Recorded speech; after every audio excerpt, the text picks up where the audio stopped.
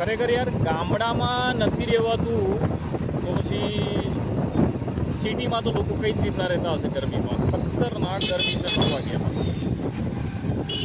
અમદાવાદે પ્રગતિ કરી એ ખૂબ સારી બાબત છે, બટ શું કહું, 15-20 વર્ષ પહેલાંનું તમે અમદાવાદ જુઓ ને તો તમને એમ લાગે ને કે હા અમદાવાદ જોવા જેવું છે, પોળો આ તે.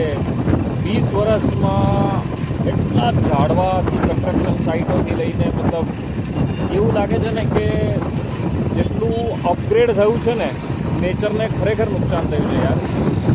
જૂનું જે અમદાવાદ હતું ને એની અંદર પોળો હતી, સરસ મજાના ઝાડવા હતા. તો ફાઇનલી આપણે પહોંચી ગયા છીએ.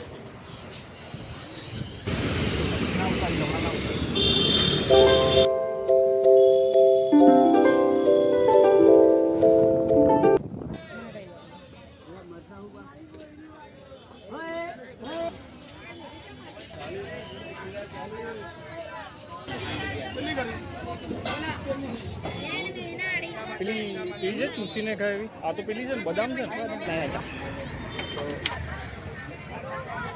ફાઇનલી જો આપણે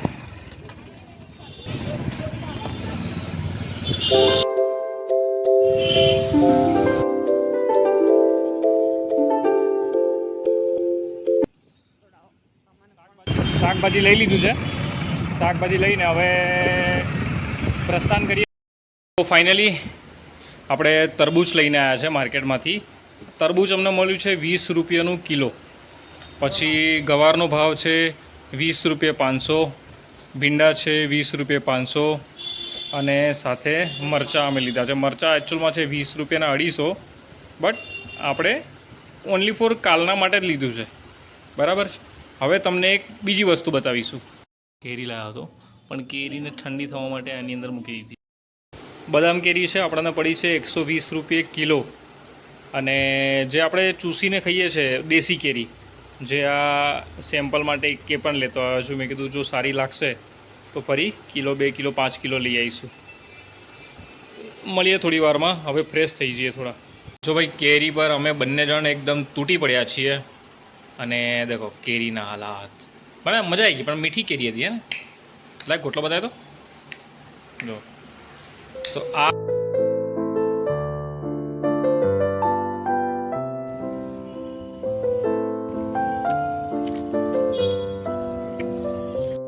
ઓકે.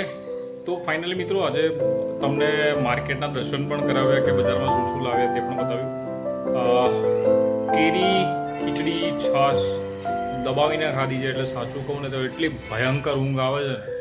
અને અમદાવાદનું temperature same as it is, પણ આજે 1-2% થોડી ઓછી છે. ઓછી તો ના કહી શકાય, 41%ની આસપાસ હતી. ઠીક છે. એનીવે આ વ્લોગને અહીંયા જ પૂરો કરીએ છીએ. કાલે ફરી મળીશું નવા વ્લોગ સાથે. ત્યાં સુધી બાય બાય.